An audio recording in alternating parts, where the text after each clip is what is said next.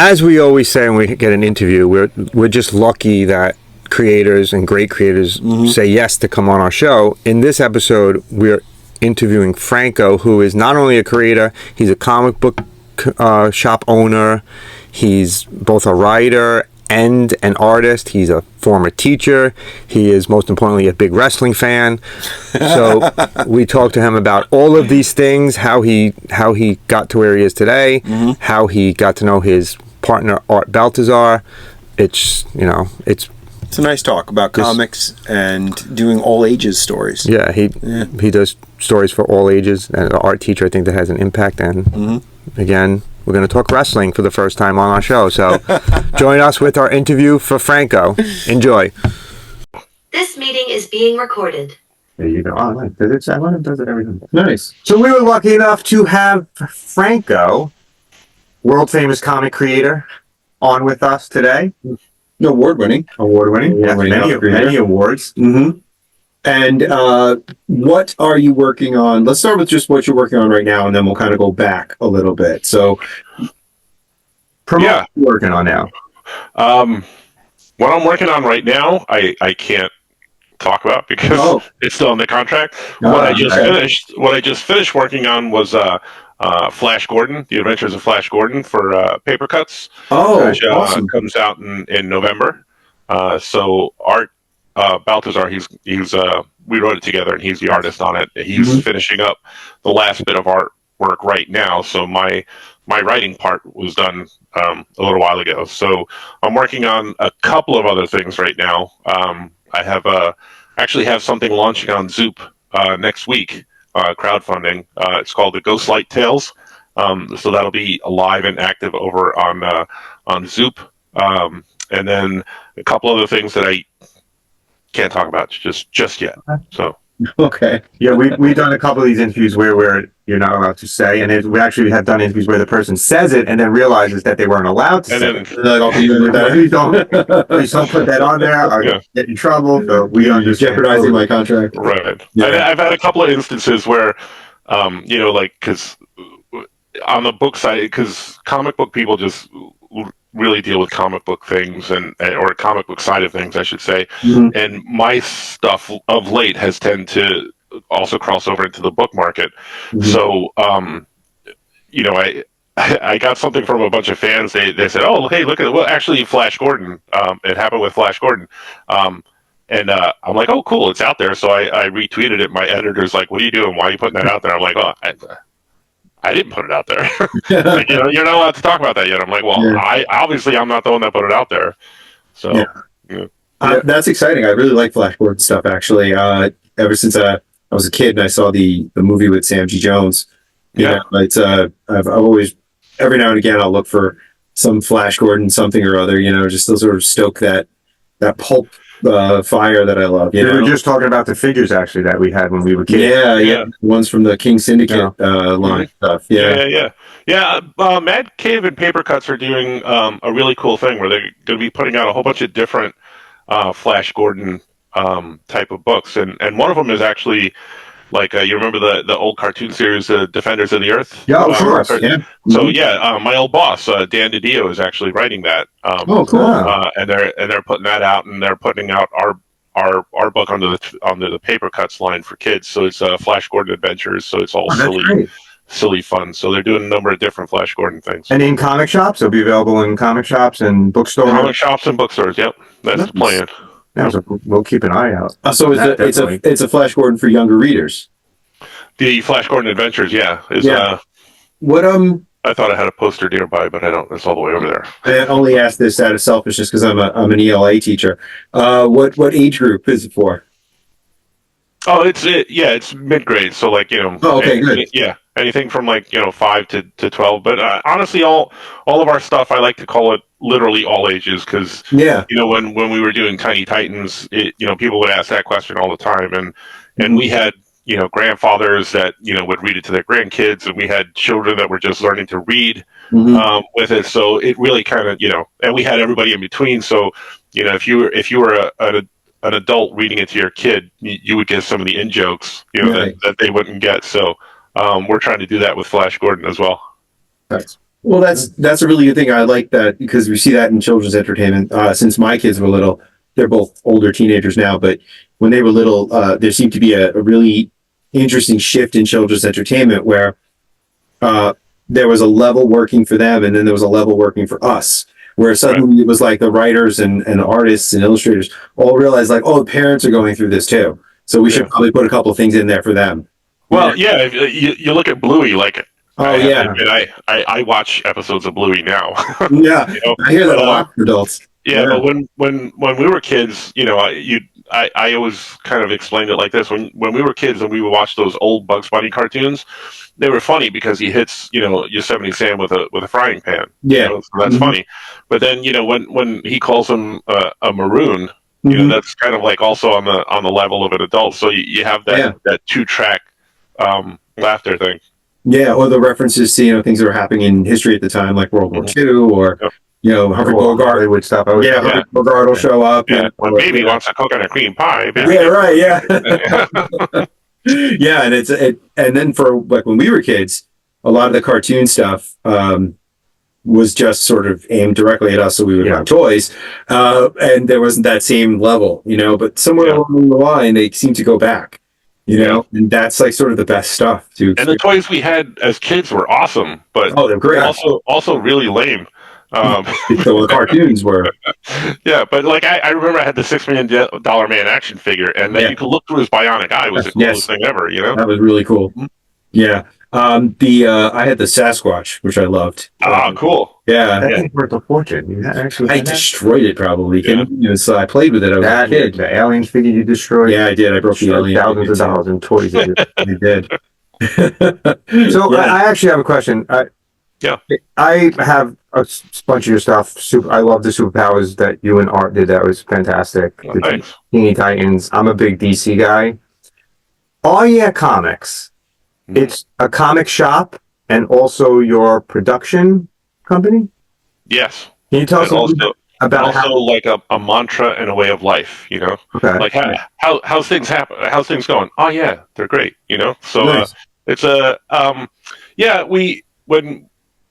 we always had kind of the idea that we wanted to, we play around with the idea like, hey, it'd be cool to have a comic shop, like everybody. It's like, wouldn't it be cool to own a comic shop, So Art and I would have these conversations all the time, and then the opportunity came about with our friend Mark Hammond, who we call Brother Bear, who was a manager of a comic shop down in Florida, and he was looking to leave and start over in a new city, just a fresh start. And we're like, so that kind of happened. Everybody told us we shouldn't do it, but we didn't make a career on listening to people. To what people said. So it was kind of like let's open up a comic shop, but if we're going to do it, we're going to do it in a different sort of way. So our idea was to open up a comic shop, but also have a line of comics, because we would always self-publish. I publish under Blind Wolf Studios. That's my company. Art has Electric Milk. That was his company. And for a while, we were Blind Wolf Electric Milk when we were putting stuff out. But we still retain our own studios, but we have the big umbrella of Oh Yeah Comics. So Oh Yeah Comics is our projects that we're working on, friends that are working on our characters, that line of characters from the Oh Yeah comic shops. But you'll see it pop up in other work that I did. Like I did a book with Sarah Richards called The Ghost, the Owl. And if you look on the back of the book, it has the Oh Yeah Comics logo, even though it came out from a different company. So it's always kind of like an umbrella type thing for our work. So we're always trying to brand and people like, oh, I've seen that before. What is that? And I've seen it at our local comic shop too. Like that logo. The cat has the logo, right? That's the superhero cat. Where is the store actually located? We have 3 actually. One is in Skokie, Illinois, and one is in Harrison, New York, and one is in Muncie, Indiana. And people always ask why are they in those 3 locations? And it's very simple, because Art lives near Skokie, Illinois. I live near Harrison, New York, and the third shop was franchised out to our good friend Christy Blanche, and she lives in Muncie, Indiana. So that's why the 3. Do you actually work in the shop too, or is it just? I would have no idea what to do in ordering it. I like to go in and pretend I do. You know, Mark, he's here in our New York store with us here in New York, and I like to go in and rearrange things on the in the aisles and stuff. And I'm like, oh, I think this looks better over here. And he'll side eye me and placate me. And then as soon as I leave, I know he goes and You change it back. as it should be, because that's what he should do. So you go there a lot. You visit the store often. I wouldn't say a lot, but at least once every other week, if not, once every other week, at least once a month. Yeah. So how do you like owning a comic shop? It's the coolest thing ever. Who doesn't want to own a comic shop? It's cool. I really like it. From the outset, we tried to make it different than other comic shops. We've had music releases in the store. We've had painting exhibitions in the store. We've had like an art gallery set up in the store. We've had signings and things like that. We've had one of my favorite things we did was the holiday theme party was a Die Hard party. So we had a big Bruce Willis stand out, cardboard cutout standing up, and we had broken glass on the floor and bloody footprints going to the back, and we had a big pile of Twinkies, and then and that's the stuff I love doing. I love doing all that stuff. We had when you open the door to come in. We had a fishing line attached to a model of Nakatomi Plaza. We had a little Hans Gruber falling. So when you open the door, Hans Gruber would fall down. And then way back in the store, we had on the loop the whole night. We had Die Hard playing, so it was just it was fun. We've had different theme parties throughout the years, and it's just a cool place to be able to do stuff like that. So you're sort of making it a community center in a way. Yeah, that's what we always thought of as our comic shop, growing up. Not that I had one. I had one for a little while here, but then it closed up. But you'd go in there and you'd talk comics. Just see what happened here, just see what happened there. And wasn't this cool? Oh, this issue was awesome. And we wanted that because that happens in all comic stores, but we also wanted more than that. We wanted, a place where people could just come and chill. We wanted a place where we can have these parties and people go, you know what, I had a great time at the party, So, we've had some pretty spectacular parties. I remember a few years ago in Skokie, we had a party right before C2E2, which is the big convention out there. And I remember looking around the night before C2E2 and saying, if something happened to this place, like half of the comics community would be wiped out in one spot. We had Art Adams over in the corner, Adam Hughes over in the corner, drawing with crayons, and it put me to shame because I draw with crayons all the time. But it's Adam Hughes drawing with crayons, and he made my stuff look like it was not even crayons, or his stuff look like it was not even crayons. So it's just where else does stuff like that happen except for an shop? Yeah, that's great. That's a great thing. So is it more focused for kids? Like your comics are more kid friendly than? We have a wide range of comics. We have mature reader titles. We have a very large kid section. Because that's what we wanted to focus on comics. We wanted to have a good kids section. We wanted to have a good manga section. We wanted to have all these things for any comic reader to come in and you can find something. Our goal was to have if a person came in that had never read a comic, and we've had quite a few of those over the years. If you came in and never read a comic book, we would be able to point you in a direction. That's good. And how long have you been? It's been in business. How long has all your comics been around? I'm really horrible at math because I told there would be no math today. So you put me on the spot. See, we said it was going to be easy, but no. Yeah. I want to say 12 or 13 years in Skokie. 9 years here in New York, and then Muncie opened up a year before we did here in New York, so about 10 years. So, great. So I'd say 13, 10, and 9 altogether. Yeah, that's great. That's good. Yeah, because the comic shops are not an easy business these days. Yeah, we used to have 6 on. We used to have 6 on Staten Island. I think we're down to 1 now. Yeah, we're down. Yeah, I've been to a couple of Sacco Jones or Yeah, comic book. they Book Joe, they closed. Yeah, Right, yeah. great store. Actually, it's funny. I was texting him this past weekend. Since he's left the comic book business, he's actually a dog watcher now. So he's watching dogs, and I reached out to him, and I don't know how often you've been there, but we're still friendly with some of the other guys that work there. Our Yeah. comic shop now is Jim Hanley's Universe. JHU Comics is the only one Okay. that's that Yeah, now, they're the only one. which Yeah. is sad, but it's you know Yeah. Yeah, understandable. I know the struggles. We Yeah. talk about it all the time. yeah. Could we talk about how did Tiny Titans get going? How did we start? How did you start that with DC? It started a long time ago. Mhm. We decided that we were going to try and break into the comic book business, and nobody wanted to look at our stuff. We did portfolios. We went to comic conventions and showed people our stuff, and we were just all just shoot away. You're not good enough, kid. You can't do this. Right. So then we decided to kind of we had enough of that, and then we decided we were going to do our own stuff, and then we even had difficulty with that because catalogs wouldn't carry us, comic shops wouldn't carry us. So then we just decided, screw it, we're going to self-publish and we're going to do our own thing. Mhm. We did that. We did a book called Patrick the Wolf Boy. Mhm. If you may have heard of it or not, but long story short, we put that out ourselves, even though it was dropped from places and people wouldn't carry it. We decided to put it out ourselves, and that caught the attention of some people at DC Comics.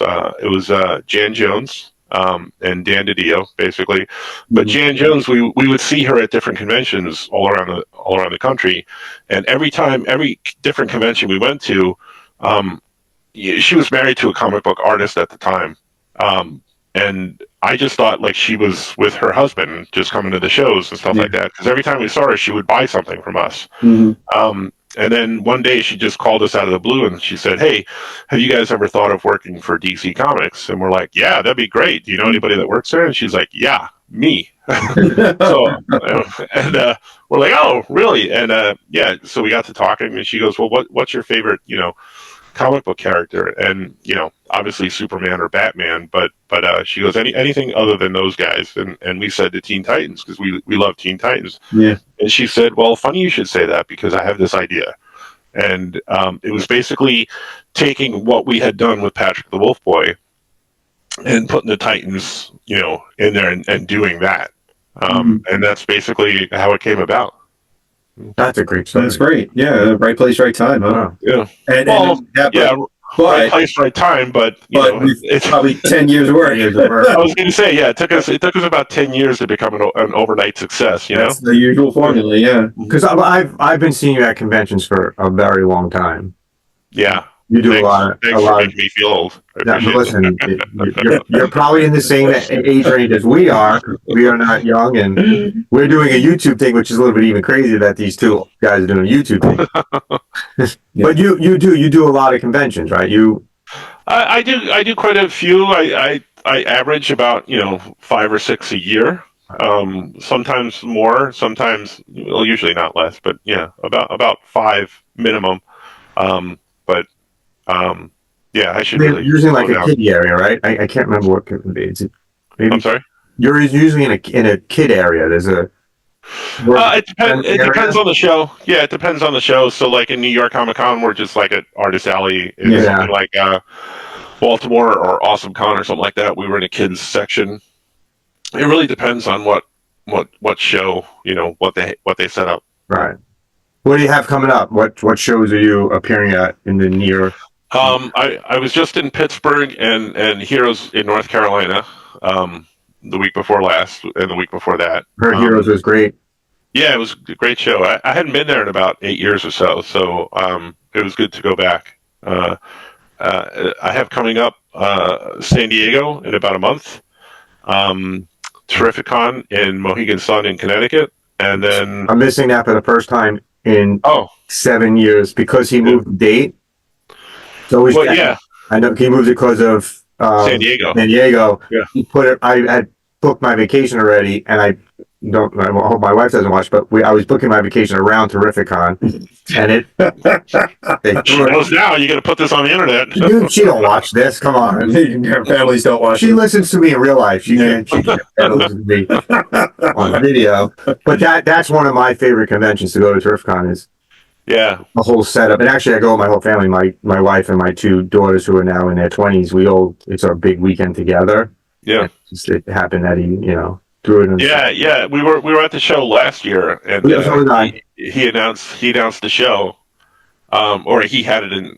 He announced it, and I'm like, you realize that San Diego just now, like I was online and people were talking about it, announced that it was the same day. He's like, so then he had to change the date. Yeah, but he thought I was pranking him. I'm like, I know. Why would I do that to you? So wait, so you ruined it for me because you're the one who told them. Yep, it's my fault. Mm-hmm. I mean, it's a good convention. We actually go to New York every year also, and 20 or 30 New Jersey ones that whenever pops up in the area, but that's good. Yeah. Are you going to do New York Comic Con this year? Unfortunately, yeah. It's just a tiring show. So I get it. I'm not going for that reason. Yeah. So I have San Diego, Terrificon, New York Comic Con, and then Baltimore, and then that's it for the year. I'm going to go to the Baltimore. Baltimore's a great comic book show. Mm-hmm. Like New York, San Diego are conventions, media conventions. Yeah. Yep. Baltimore is and Terrificon too. Terrificon's a great comic book show, especially with this year's lineup. It's a good lineup. Yeah. Yeah. Thanks. Rub that in too. I might go. Maybe I'll go. Yeah, you can go without me. Go ahead. I'm sorry. We were just at Garden State Comic Fest this past week. Oh, okay. Yeah. Yeah, it was nice. It was nice. Small. We got to talk to Howard Chaykin. And we went to meet Howard Chaykin. I almost talked to the Simonsons. I like them. Oh. I never had a chance to talk to them in a couple of years, though. Howard was happy to see us, which was good. Yeah, it was weird. We were a little worried. But it went well. Hey, can I tell you the first time I ever met Howard? Oh, yeah. Am I allowed to swear on here? Is that okay? Oh, yeah, go ahead. Well, we had Howard Chaykin on, so yeah, sure. Oh, okay, yeah, there you go. So he's gonna get monetized. I'm a fan of Howard, and I knew who he was, and I saw him at a convention, and he walked by, and he looked at us, and then looked away, but then he looked back, and I'm like, oh, he's looking at us, and he looked, and he made a beeline right for us, and I'm like, oh. I've heard of Howard's reputation. Yeah. This is not going to be good. And this was like when we were doing Tiny Titans, and he looks at me. He goes, are you responsible for this fucking book right here? And he was pointing at Tiny Titans, and I'm like, I'm like, I don't know how to react right now. I'm like, he's swearing at me, but I can't. I think he's angry. I don't know why. I didn't do anything to him yet. So I said yes, and he looks at me. He goes, let me tell you something. This fucking book is the greatest book on the face of the planet. I was shocked and I was taken aback. And he goes, reading it with grandkids and blah, blah, blah. And he was just going on and gushing about it. And I didn't know how to react. And I said, thank you so much and blah, blah, blah. And then after he walked away, Art was like, was that Howard Chaykin? I'm like, yeah. He goes, was he yelling at you? Yeah. Why? He liked our book. He was yelling at me because he liked the book. So,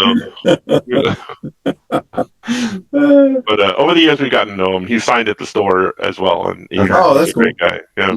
I think that's the thing. We going into the interview with him, we were very concerned. Brian more so than me about just his reputation. And when he started off, and the first thing he says to us, who the fuck are you, and why am I on the show? We were like, this is not going to go well. This is going to be, and it wasn't our first interview.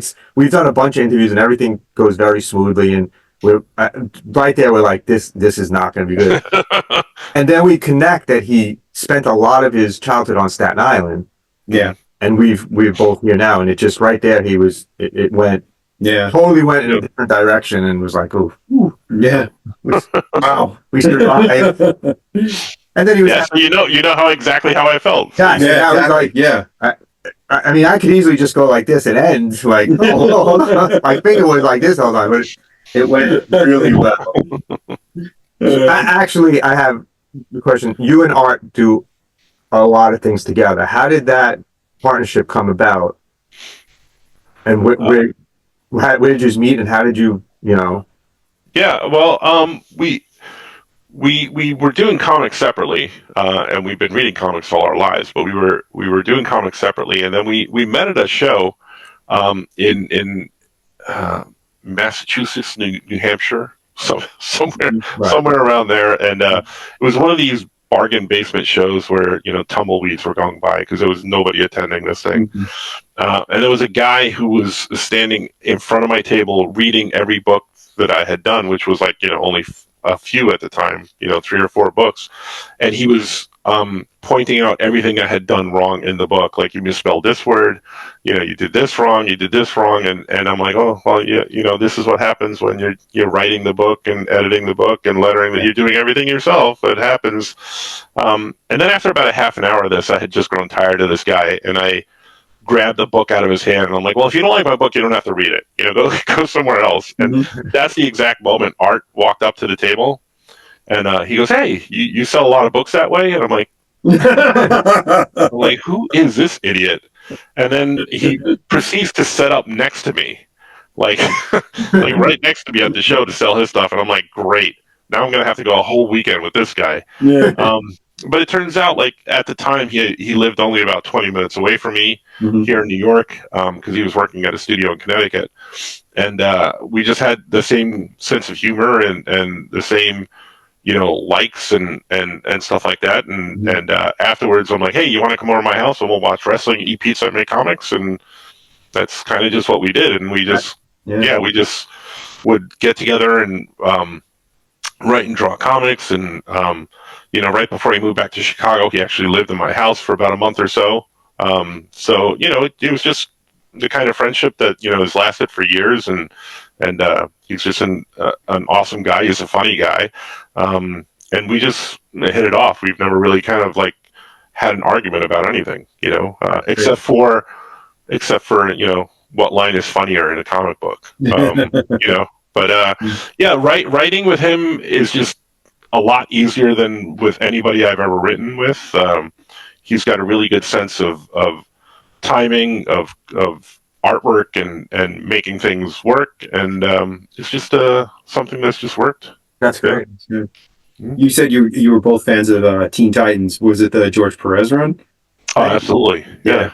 Mm-hmm. Absolutely. Well, even before, but it was the Marv Wolfman George Perez run was just incredible, and the fact that we've been able to talk to both of those guys, and they know who we are, and the work that we were able to do. As a matter of fact, when we were getting ready to premiere the book, the design for Beast Boy, we had him in the Doom Patrol outfit, the purple and black outfit, when we first did it, and we showed him some of the drawings and stuff like that before we were, while we were getting ready, and he goes, would you guys be able to do me a favor? Would you be able to change him to the red costume? And we're like, absolutely. Nice. Like, George Perez is asking, that's an absolute thing that we can do.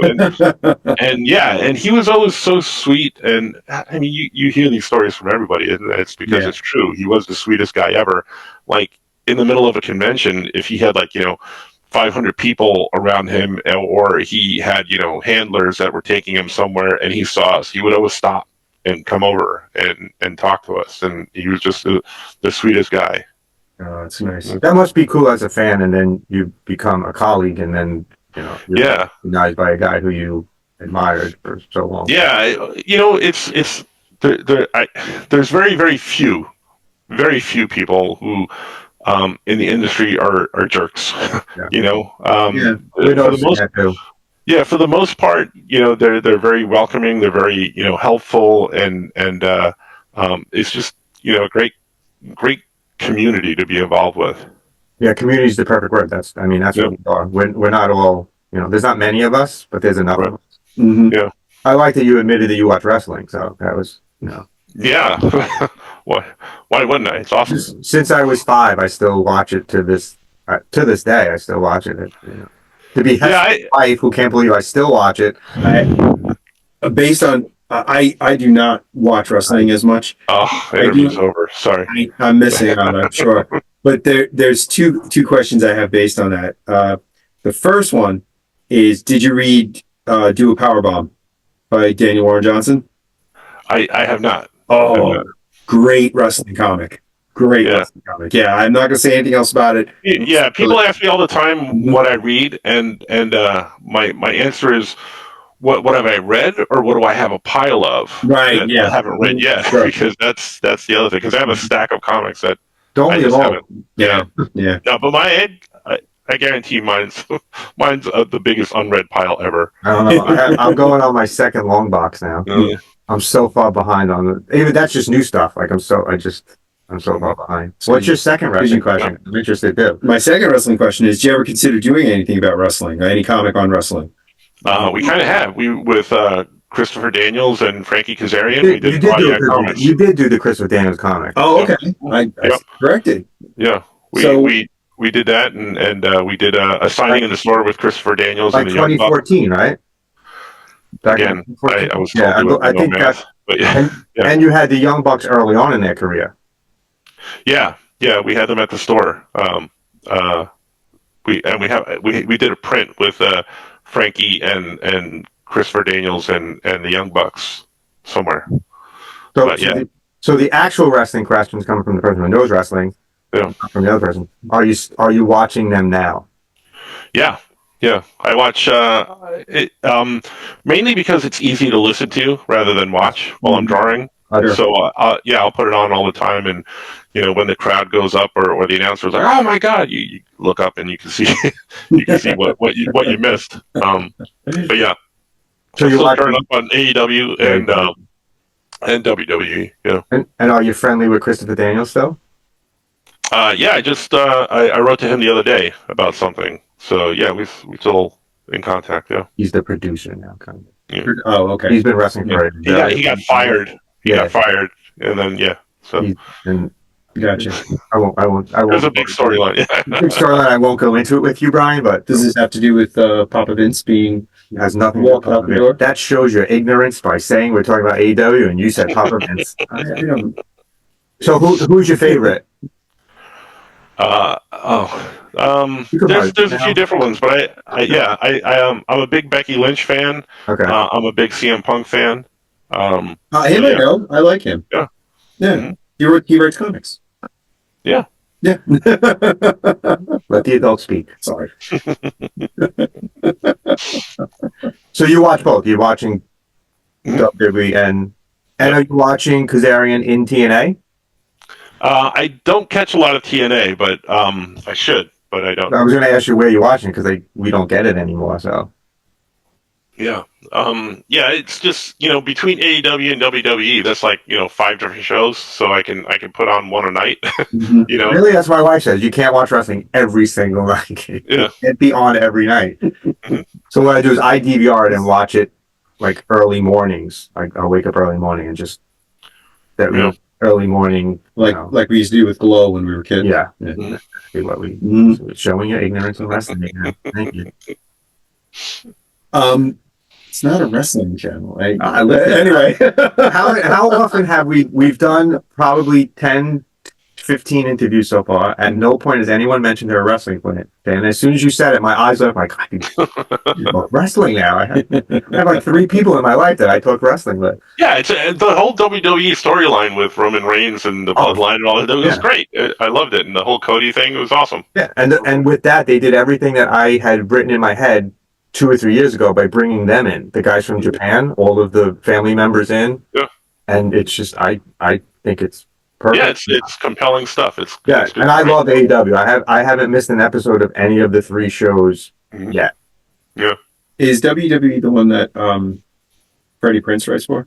Not anymore. He used to. Yeah, he used to. Oh, okay. He's been gone for quite some time, but yes, he wrote for. Yeah, I knew he was. I like that little bit of disdain in your voice when you're answering his questions. Yeah. He's very angry about it. Because again, like it's Freddie Prinze. Yeah, he doesn't write for them anymore. Just stay in your lane, bro. Stay in your lane. But seriously, in your life, how many people are in your life that you can actually talk wrestling with? There's a bunch. There's Art. There's Scoot. See, I have like 3 people. One of them is the guy I buy comic book, the guy who works in my comic shop. He's a huge wrestling fan. I talk to him every time I see him, and it's like, Core is a huge wrestling fan, and Like my whole life has been like 3 people that. I did, yeah. I was a high school art teacher for 24 years. Yeah. I We're both retired. teachers too. Yeah. We're both teachers. So I retired last year, but one of the guys I worked with, a math teacher that I work with, was helping other people develop these card games, and they were wrestling card games, Right. and and he was talking to me about it one day, and he goes, well, this and the other thing, and I'm like, well, how much you getting paid for doing all this, and he goes, nothing. I'm just doing it. I'm like, why? Like my brain exploded. Like, why are you doing that? Long story short, he goes, well, I could do my own game. I'm like, why don't you? He goes, I don't know any artists, and I'm like, Weren't you the art teacher? Art teacher. yeah. So but sometimes the connections, they don't happen. So we just did a Kickstarter that was fully funded called LXT, which is kind of like a wrestling. It was based off a wrestling game, but we made it with monsters because he's a big monster fan too and stuff like that. So there was another wrestling connection with the LXT Kickstarter we just did. Nice. So I talked to him about wrestling all the time. As a wrestling fan, we look for other people we could actually have. Yeah. Because anyone else looks in and goes, this is weird. Like, Yeah. Sorry, I hijacked the whole thing. Sorry about wrestling. No, you said wrestling, and I said, oh. Yeah, there we go. Because I remember the Christopher Daniels comic. Because for some reason I remember Christopher Daniels in the comic book. That's when he was the fallen angel, and it was like a thing, right? Yeah. Yeah. There you go. Yeah. Anytime you want to talk wrestling, just call me up. That's perfect. I'm seriously, I only talk at this point in my life. There's only one other person around me, and it's the guy I buy comics from. And he's the only. I go in there once a week, and hey, did you watch AEW last week? What do you think? How do you like the storylines? And we all, I'm not really happy right now about the way things are going, but I like the disdained look in his eyes now that No, I don't. I don't judge anybody. Believe me, I do not judge anyone. just did. I do not judge anyone for anything. You Believe me. 100% did. After some of the movies I bother him with, that I can't possibly judge anything. I'm a big fan of bad movies. Oh yeah, I love bad movies. Yeah, really bad movies, and the ones that are so bad they almost are like attain like a surreal edge to them, like that kind of thing. So I can't judge anybody for anything. Believe me, He does. He's good. no. I watch recent Steven Seagal films for their comedy value. Yes, we're multidimensional. Yeah. So Very cultured. if you could work on any character, who would you want to work on it?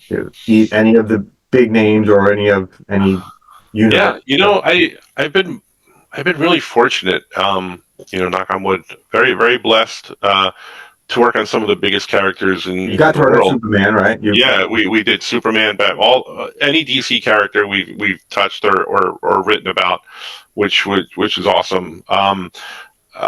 We've done work with Mike Mignola on Hellboy, and we did a bunch of other stuff. Yeah, we did a bunch of other things as well.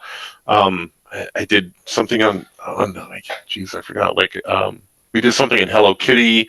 We're working on Flash Gordon. I think the one big unattainable one so far is Marvel. I haven't really done anything at Marvel. I would love to do something Spider-Man or Hulk thing or something like that. And not for not being asked. We were asked to work on something, but at the time we were exclusive. We had an exclusive contract with DC, so we couldn't. But we were asked at one point, and it's just never really come around again. But I'm still young, so we'll see. Yeah. How did the Hellboy thing come about? Because I'm a longtime fan of Hellboy, and how did you get into that? Is that your pitch, or are they coming to you? No, they came to us. Mhm. And it's funny enough because we were offered something at Marvel prior to when they talked to us about Hellboy. There was an editor there that was a big fan of ours, and we told him we were under contract for DC and we couldn't. And to his credit, when he found out we were not under contract anymore, he came back and talked to us about it. And he's the one that went to Mike and pitched it. And from what I've heard, he was like, "Well, I don't know what this is. Why are you coming to me with this?" And apparently his wife and his daughter saw the pitch that we had put together, because we were asked to put together a pitch. And they said, "You're doing this, right?" And he goes, "Well, I don't know." And they're like, "No, that wasn't a question." They're like, "You're doing this." So we did. We were able to work on Hellboy, which was Itty bitty Hellboy, right? That's what comes of it. Yeah. Yeah. I love that. I love it. That's good. So when you were growing up, what did you read? What got you into comic books and got you to where you are now? Comic books has always been like a lifelong thing for me. I was born here, but my parents didn't speak English, so I didn't speak well, didn't speak very very good English. So I also learned how to read with comics. So I learned to read and I learned to talk and with comic books. So it's always kind of been a thing. And Spider-Man was always my favorite. When I was a kid. Also, Superman and Batman too, but Spider-Man was just always kind of like slightly more elevated, I guess, even though I'm a big DC guy. But I thought Spider-Man was cool and the stuff he could do, his witty comebacks and stuff like that. I was a Weisenheimer when I was a kid.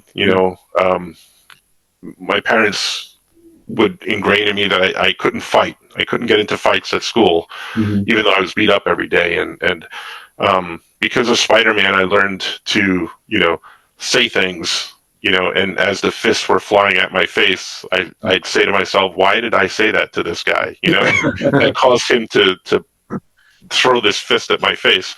It was just, the smart ass quips, the fun adventures, and just getting lost in a world of comics was always a refuge for me. I learned a lot. I remember in middle school I was in biology and a teacher asked a question about balance and stuff, and I'm like, oh, if your balance is in your inner ear. And he was like dumbfounded. He goes, "Well, how do you know that?" I'm like, "It was an issue of the Avengers. Wasp went in somebody's ear, and like they were all like, they couldn't keep their balance." And he was like, "Yeah, So it was educational and it was fun, and that's where I got my love of storytelling. And I love to write stories. I love to draw stories, and it's all based on from when I was a kid. Yeah, That's great. can you think of like sort of other than just Spider-Man, is there one issue that you look at and you're like, that's the one that got me. That kind of tipped me into it? Yeah, there were a couple different issues, but Spider-Man just in general. But there was the issue. I remember the issue. It was George Perez, Marv Wolfman when the Teen Titans were looking for the Doom Patrol, and Robot Man was hung up on the outside of a pyramid and vines and stuff like that. I remember the cover vividly, and I remember reading that at the time, and then of being very, very annoyed that it had to be continued. And there was no comic shop near me, and I bought it in a drugstore. So I went back the next month to get the next issue, and they had sold out, and they weren't getting any more. So I didn't read that till years later. There was also the Marvel team up with Spider-Man and Captain Britain, where at the end of the first issue, the garbage truck comes down, like, spoiler, I'm giving away the ending, comes down on the two of them, and then I didn't have the next issue till years later when I bought it in the back issue bin. Right. But specifically, there was a time in middle school where I traded a couple of comics to another kid. It was a kid who would beat me up, and he was kind of a bully, but he found out I read comics, and then after that, he wouldn't really bother me too much. But one day he came up and he goes, "Hey, you want to trade comics? I'll give you these Avengers comics for whatever I had." And I'm like, okay, mostly because I was afraid of him, because I thought it was going to beat me up. But those two issues, I took them home and read them, and it was where the Avengers were fighting Captain Nefarious, and he beat the crap out of them, and Captain America could barely stand, and there's a panel where he's trying to force himself up to stand up, and these muscles are bulging, and I'm thinking, he's got all these muscles and he can't even stand, type thing. And he's given his shield to Wonder Man, and Wonder Man's like, what am I supposed to do with this? He was honored and horrified at the same time.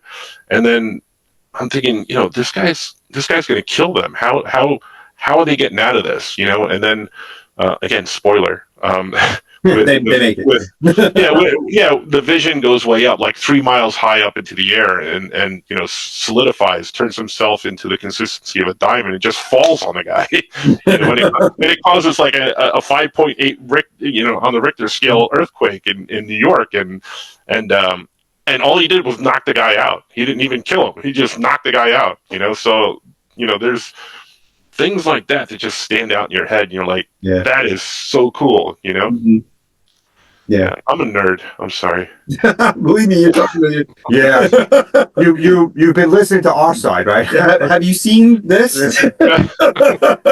when we end it, I'll keep going, but I'll show you the other side too. You're not gonna and you believe make this. the decision if you think. No, it's great that a love for comics has grown into a career for you, and Yeah.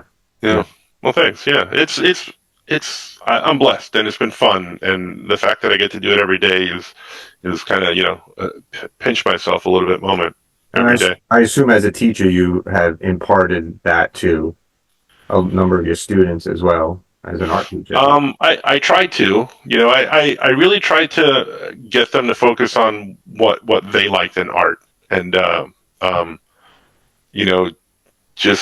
just to foster the love of art. And I don't love just comic books. I love artwork in general. I'm a fan of all types of art. I'm an art history fan.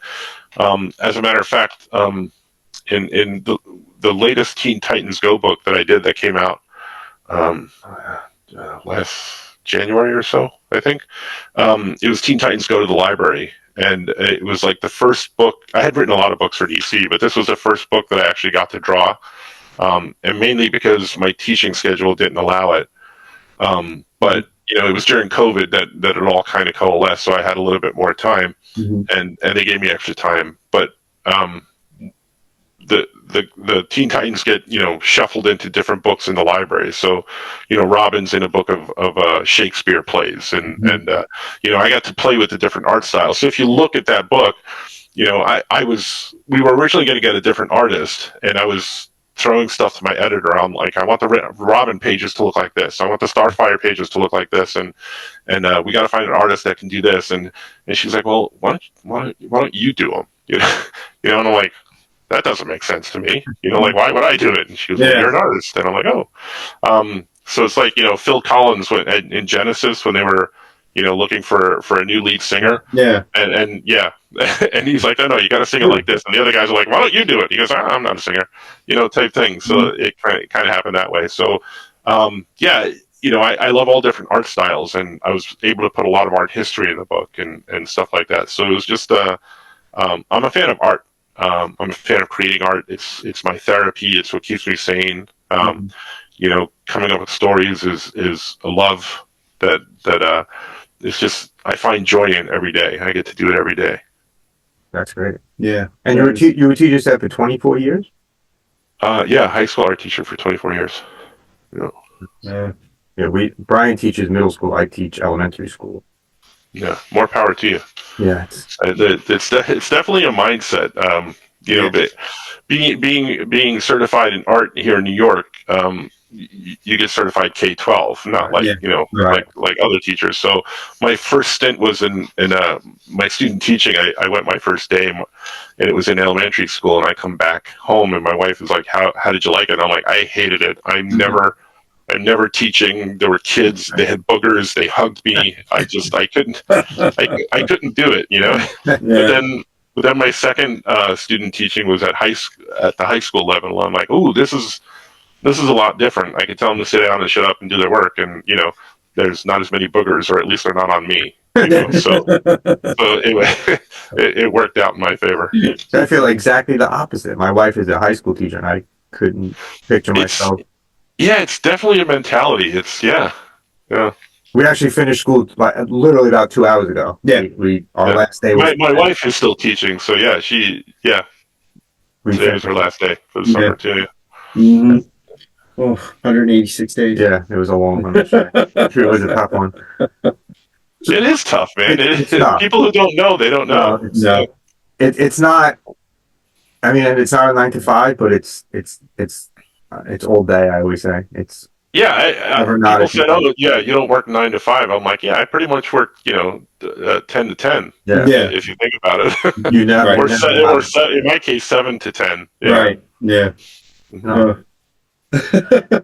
Thank you so much for being on. This was great for us. Yeah. And you have Oh, yeah, something man. to talk about wrestling and with, Genesis, that's, apparently. I know what you'll be doing later tonight at about 8 o'clock. So I know what you'll be watching. Yeah. Same as me. AEW wrestling. It's Okay. a big night. It's Wednesdays. There's the look of the stain again. It's not distinct. No, I gave it to you. It's confusing. My look. But hopefully down the road we'll catch up with you in person at one of the conventions. I've been trying to convince you to go to Baltimore with me. I want to go to Baltimore. I've been a couple of times. Mhm. Were you there the year that the blackout year where they lost power and Yep. the year there was a fire supposedly? Yeah, that's been. Yeah, that's a show that I've been doing consistently for the last 10 or more years. Yeah. It's a great comic book show, really. Yeah, I love the yearbook that they put together every year. Yeah. So this year is the Tick themed, and Oh, really? I love yeah, this. they use my piece. You want to see my piece because they showed it in the advertisement. Absolutely. Yeah. Yeah. Okay, But I love the yeah. Tick too. I had some from the early on the run. If I can find it, because now I can't find it. It's in October. Yeah, let's go to that. It's a great. Mhm. Right, It's a I can't find it. Oh, here it is. It's on my phone. Hold on. Yeah, 3-hour drive for us. It's not bad. here it is. So that's one. Ooh, almost dropped it. Good stuff.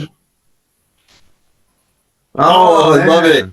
That's awesome. Yeah. So he's with Zombie Cat there. So they showed it in an advertisement. So I'm sure it's fun. Oh, I love it. If it's not, let us know. We can edit it out if you're not allowed to show it. Yeah, no, show it. It's That's fine. the way to do that.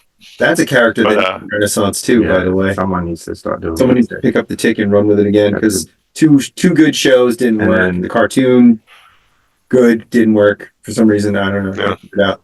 No, well, they ended it. It was doing well in the ratings too, from what I understand. They ended it to do the live show. The cartoon one. Yeah, the cartoon, the first one, way back. Yeah. The live show, I thought the first one was funny with Patrick Warburton, and then the one that they did on Amazon I thought was good too. And then There you go. Yeah. I didn't see the one on Amazon, and I didn't see the live action. It just looked weird. yeah. No, the one on Amazon was good. It was closer to the spirit of the comics. Yeah. Cool. Different characters. Yeah, yeah. It was good. Mhm. I enjoyed it. But Yeah. thank you for giving up your time to us. Yes. Awesome.